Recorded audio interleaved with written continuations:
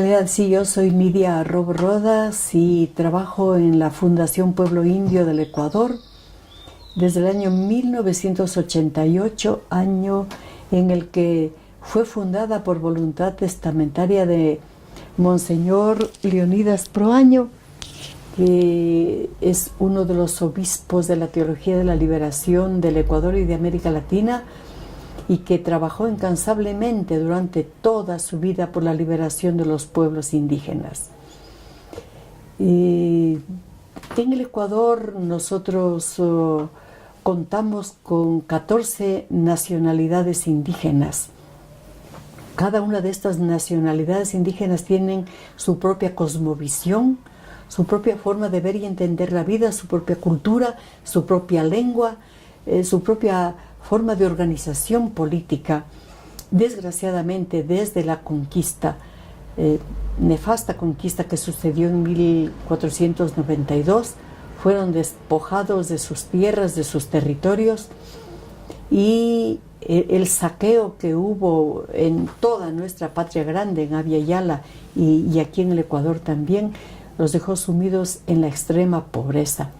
Ellos, de ser dueños y señores de estos territorios, pasaron a la pobreza más abyecta y a la situación de opresión más brutal. Durante más de 500 años llevamos ya, en el cual los pueblos indígenas fueron sometidos o juzgados, y desgraciadamente cuando se dieron las luchas de la independencia no se llegó a dar el rol ni el papel fundamental que tienen los pueblos indígenas en el Ecuador. Y el mismo gobierno, los mismos gobiernos que fueron instalados han ido paulatinamente diezmando la capacidad de propositiva de los pueblos indígenas y dejándolos en un segundo nivel, en un segundo plano, sin derechos y sin posibilidades de ser ellos mismos. Precisamente fue Monseñor Leonidas Proaño quien apoyó muchísimo la causa de la liberación de los pueblos indígenas, apoyando procesos organizativos, procesos de concientización para llegar a procesos de movilización y de liberación. Actualmente las 14 nacionalidades indígenas del Ecuador, entre las cuales están Quichua, Shuar, Achuar, Siona, Secoya, Guaurani, Épera, Ahuá, Secoya, Siona, Tagaeri, Taromenani, Chafiki, todas estas nacionalidades indígenas actualmente ya se han puesto de pie y han empezado a reclamar sus derechos al interior del Estado ecuatoriano. 1992 fue un año fundamental para el Ecuador.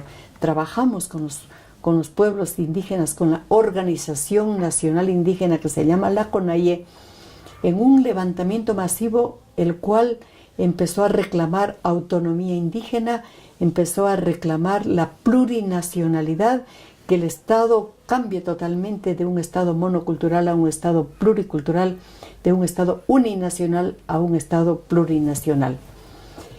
Nosotros, tras las huellas de Monseñor Proaño y en concordancia con el movimiento indígena, trabajamos en varios proyectos. Uno de los principales proyectos que trabajamos fue en la recuperación de tierra y territorios, especialmente en la década del 90, después del levantamiento indígena. Logramos recuperar tierras y territorios para algunas comunidades indígenas, especialmente en Imbabura. Después desarrollamos un proyecto interesante con mujeres indígenas. Decimos, ¿por qué las mujeres?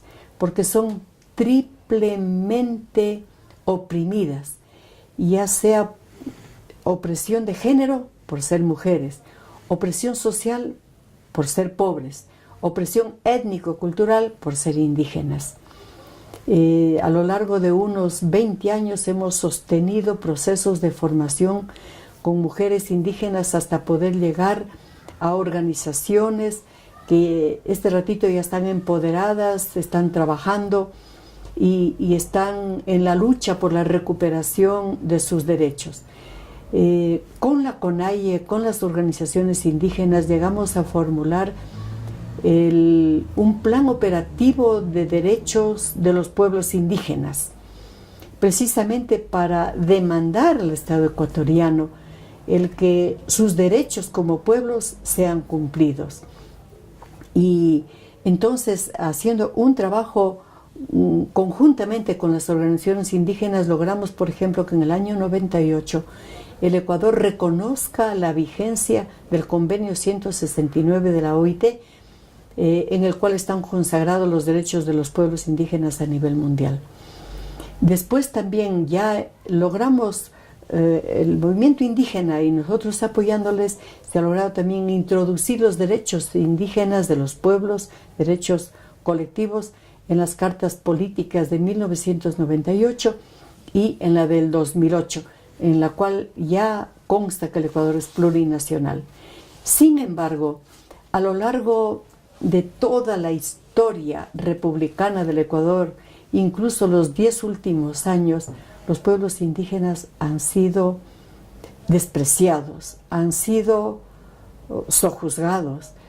No ha habido una verdadera comprensión del aporte que ellos dan a la humanidad, porque entendemos que su ancestralidad y cultura milenaria tiene valores, tiene tecnologías, tiene sistemas, tiene principios que, como decía Monseñor Proaño, aportan no solamente para una transformación del Ecuador, sino para superar este sistema capitalista neoliberal que es opresor, que busca solamente las ganancias y que denigra y denosta a los pobres del mundo. Actualmente nos hallamos trabajando en la recuperación cultural. Hace poquito, antes de ayer, estuvimos en una comunidad indígena precisamente celebrando el Año Nuevo Quichua, con una gran pachamanca que es el cocimiento de los frutos de la tierra dentro de la tierra, que se hace una olla con piedras volcánicas y se cocinan allí los productos. Tenemos también un programa para atender a la profesionalización de los jóvenes indígenas bachilleres que quieren seguir en las universidades. Hemos apoyado hasta el momento al menos a unos 160 estudiantes que ya son profesionales en las diferentes ramas del saber y están aportando al proceso de liberación. Y también estamos apoyando actualmente para que los más jovencitos, niños y adolescentes, puedan acceder al bachillerato, porque todavía hay comunidades indígenas muy lejanas que no pueden acceder por falta de dinero y por la pobreza a los estudios secundarios para adquirir por lo menos el título de bachilleres. Adicionalmente, actualmente seguimos apoyando a los pueblos y nacionalidades que luchan contra las políticas extractivistas. Sabemos que en la Amazonía ecuatoriana los territorios han sido entregados a las grandes transnacionales petroleras y mineras. Tenemos aquí incluso proyectos que vienen desde China para hacer minería a cielo abierto en territorios indígenas, y allí hay una lucha tenaz porque ha habido desalojos indígenas que han perdido hasta su vida, que han sido desalojados, que han ido selva adentro. Y claro, por ejemplo, en el Yasuní tenemos a pueblos indígenas no contactados. Están allí los Tagaer y Taromenane, que nunca han querido contactarse con la llamada civilización y que ellos viven allí la felicidad total en su selva virgen. Sin embargo, el gobierno anterior entregó los pozos petroleros del Yasuní, que es un lugar sagrado que estaba decretado como zona intangible, a empresas petroleras, y actualmente ya se está extrayendo de allí también el petróleo. Muchísimos son los problemas que actualmente sobrellevan los pueblos indígenas en Ecuador.